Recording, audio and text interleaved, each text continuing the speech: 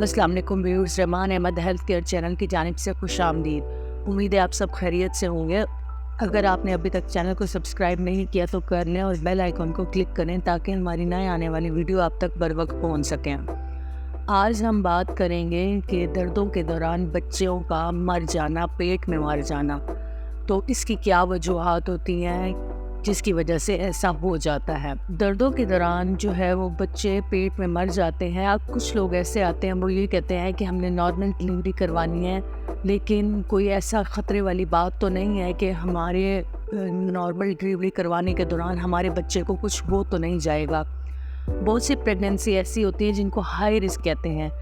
جن میں اگر ڈلیوری کا ٹرائی لیا جائے تو ڈاکٹروں کو پوری طرح سے اپنی آنکھیں کھلی رکھنی پڑتی ہیں کہ دردوں کے دوران کوئی مسئلہ نہ ہو جائے۔ تو اس کا طریقہ کار یہ ہوتا ہے کہ بچے کی ہارٹ بیٹ کو مسلسل مانیٹر کیا جاتا ہے تاکہ ساتھ کے ساتھ پتہ چلا جائے کہ بچے کی ہارٹ بیٹ جو ہے وہ ٹھیک جا رہی ہے۔ تو آج ہم اس کے اوپر ڈیٹیل سے بات کرتے ہیں۔ تو سب سے پہلے تو وہ مریض جن کے بچے کے گلے کے گرد ناڑو ہوتا ہے، وہ بھی ہائی رسک پریگننسی کہلاتی ہے، کیونکہ ایسا ہوتا ہے کہ دردوں کے دوران جب تیز دردیں لگتی ہیں تو اس دوران یہ خطرہ ہوتا ہے کہ جو ناڑو ہے وہ بچے کے گلے کے گرد ٹائٹ نہ ہو جائے۔ تو اس دوران بھی جب تک ڈلیوری ہو نہیں جاتی تو بچے کی ہارٹ بیٹ کو مسلسل مانیٹر کیا جاتا ہے، کیونکہ کارڈ کے ٹائٹ ہونے کا امکان جو ہے وہ زیادہ ہوتا ہے۔ اس کے علاوہ وہ مریض جن کے اندر شوگر کا مسئلہ ہوتا ہے یا ہائی بلڈ پریشر کا مسئلہ ہوتا ہے، تو ایسے بھی مریض ہائی رسک پیشنٹ کہلاتے ہیں۔ بلڈ پریشر ہے وہ دوائیوں کے ذریعے کنٹرول ہے یا ان کنٹرول ہے، تو ایسی صورت میں بھی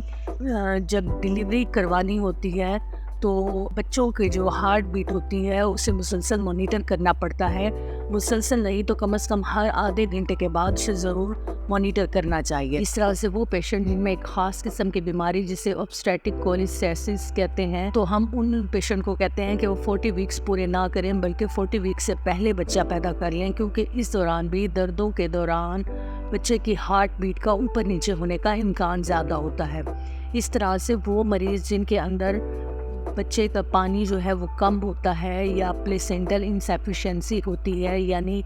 بچے کی طرف خون کی سپلائی جو ہے وہ نارمل سے کم جا رہی ہوتی ہے، تو اس دوران بھی جب پیشنٹ کو دردیں لگتی ہیں تو خون کا بہاؤ بچے کی طرف بعض اوقات کم ہو جاتا ہے۔ تو اس صورت میں بھی آپ کو انڈر آبزرویشن کنسلٹیشن کے دوران ہی ڈلیوری جو ہے وہ کروانی چاہیے۔ یہ وہ بہت سے مسائل ہیں جو ہمیں پہلے سے پتہ چل جاتے ہیں کہ یہ ہائی رسک ہیں، جس میں دردوں کے دوران بچہ جو ہے پیٹ میں فوت ہو سکتا ہے۔ تو اس کی بعض اوقات یہ بھی وجہ ہوتی ہے کہ پیشنٹ جو ہے کسی چھوٹے سینٹر پہ ڈلیوری کروا لیتے ہیں جہاں پر صحیح طرح سے بچے کی ہارٹ بیٹ کو مانیٹر نہیں کیا جاتا، یا ان لوگوں کو یہ ہائی رسک جو ہے وہ پہلے سے پتہ نہیں ہوتے، جس کی وجہ سے بچہ پیٹ میں مر جاتا ہے۔ اگر تھائرائیڈ کا کسی پیشنٹ کو پرابلم ہے یا وہ ہائپو یا ہائپر تھائرائیڈ کا پیشنٹ ہے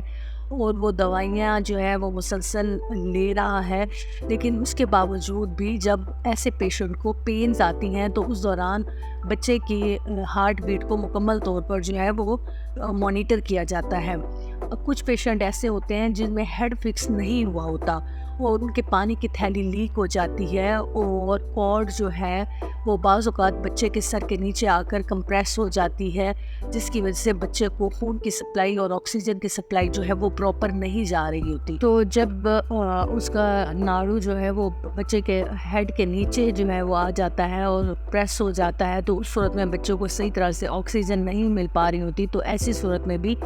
بچے کے پیٹ میں ڈیتھ ہو جاتی ہے۔ اس صورتحال میں ہائی ہیڈ والے جو پیشنٹ ہیں ان کو انڈر آبزرویشن ان کی ڈلیوری کروانی چاہیے۔ اسی طرح سے پانی کی تھیلی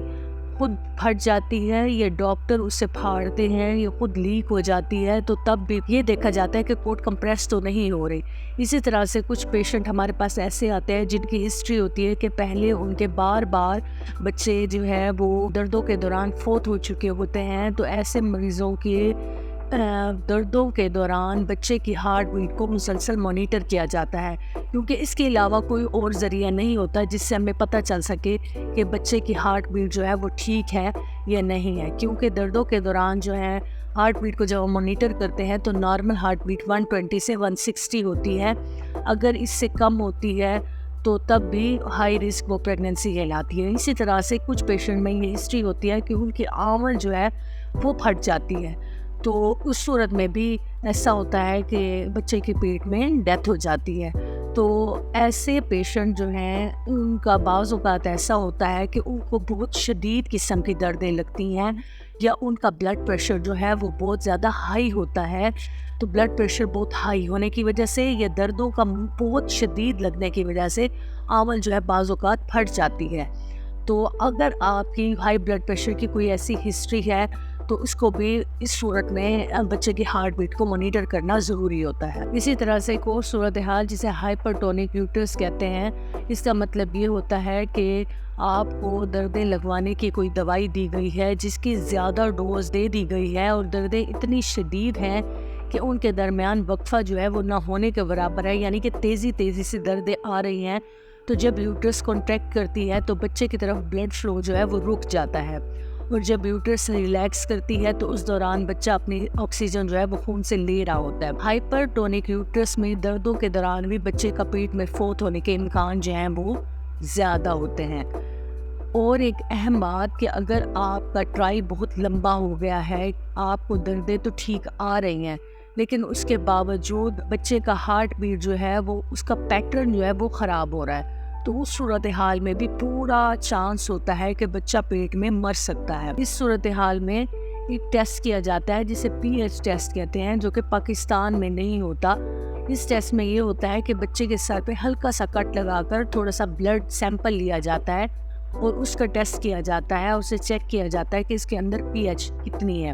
اور اس سے اندازہ لگایا جاتا ہے کہ اس کی سی ٹی جی جو ہے پیٹرن کے مطابق آ رہی ہے یا نہیں۔ تو خون میں یہ دیکھا جاتا ہے کہ آکسیجن کی مقدار وہ ٹھیک ہے یا نہیں، لیکن یہ ٹیسٹ پاکستان میں نہیں ہوتا۔ تو آج ہم نے وہ ساری ہائی رسک پریگننسی کے بارے میں ڈسکس کیا جس دردوں کے دوران بچہ جو ہے وہ پیٹ میں فوت ہو جاتا ہے۔ تو امید ہے آج کی ویڈیو آپ کو پسند آئی ہوگی۔ اگر آپ نے ابھی تک چینل کو سبسکرائب نہیں کیا تو کر لیں اور بیل آئیکن کو کلک کریں تاکہ ہماری نئے آنے والی ویڈیو آپ تک پر وقت پہنچ سکیں۔ آپ کا بہت شکریہ۔